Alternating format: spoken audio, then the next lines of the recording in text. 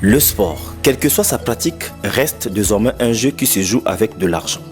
Tout autour de ce jeu naissent de nombreux métiers nobles qui demandent plus de courage et d'intelligence tels que la sécurité, l'officier média, la médecine sportive pour n'en citer que ceux-là. La performance d'un athlète découle de plusieurs facteurs. Au Congo, certains dirigeants tentent de configurer leur club en les dotant de tous les corps métiers possibles pour l'encadrement des athlètes. Cette médecine balaie pratiquement toutes les spécialités. Nous partons de la médecine générale et en abordant toutes les autres spécialités, traumatologie, ORL, cardio, nous passons par toutes ces spécialités. Donc la spécificité ici, c'est le fait que cette unité s'occupe uniquement des sportifs. Pour la spécialisation des médecins, on n'a pas beaucoup de médecins qui ont pris comme option de s'occuper de la médecine de sport. On voulait s'identifier par rapport à Ituanga Poro qui était gastroentérologue, donc on va faire la gastroentérologie. On voulait s'identifier par rapport à Mboramui, on va faire cardio. On voulait s'identifier par rapport à tous les maîtres et donc on s'est lancé que dans ces spécialités. C'est un peu plus tard aujourd'hui que vous avez des jeunes qui se lancent dans ce qu'on appelle des micro-spécialités aujourd'hui.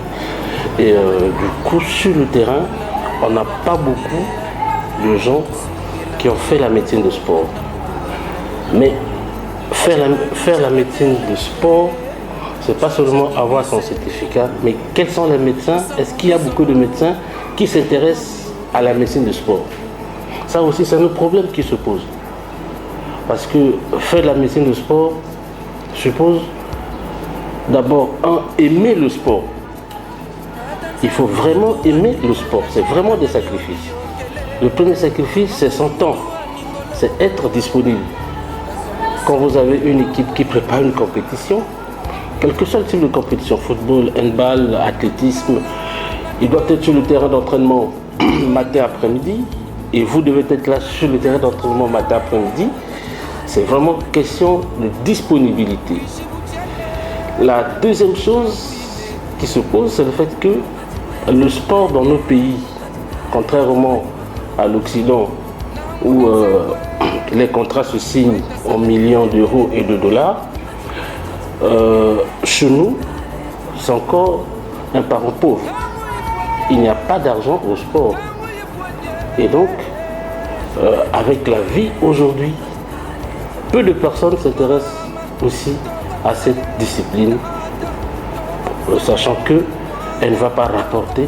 On essaie de faire comprendre maintenant aux autres l'intérêt de la médecine de sport. Mais nous avons des structures qui existent. C'est là où je dis embryonnaire et il y a un bébé qui est né. On a le bébé qui est là. Nous avons au ministère de sport une direction qui s'occupe de la médecine de sport. Ce métier spécialisé dans la prévention, le diagnostic et le traitement des pathologies induites par le sport ou pouvant affecter les performances des athlètes est encore moins coté dans nos clubs ici au Congo. Cette confusion entre la réalité et la vérité de la médecine sportive est une valeur qui concerne un jugement pour le sportif. Au jour d'aujourd'hui, nous avons le centre médico-sportif de Brazzaville qui est opérationnel.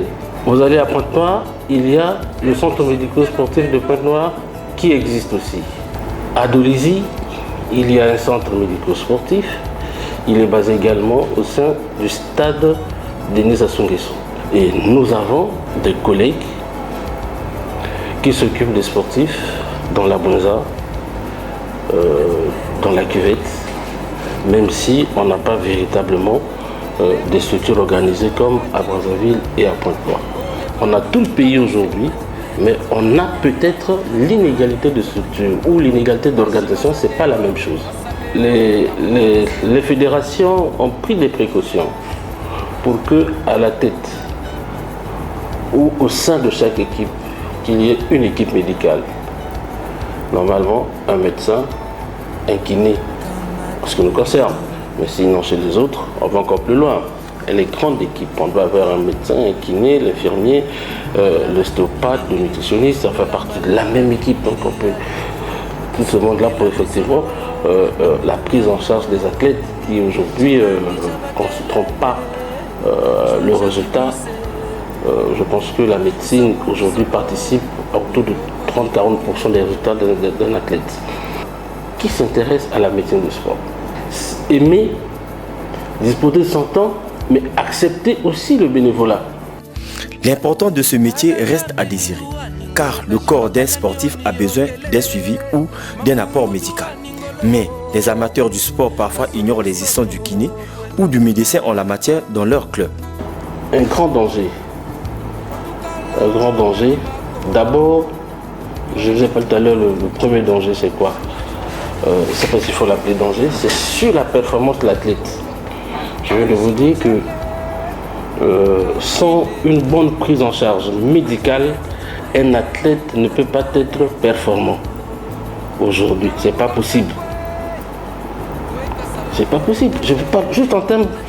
Voyez-vous, aujourd'hui je vois le championnat se joue pratiquement tous les 3 jours. 3 ou 4 jours je crois.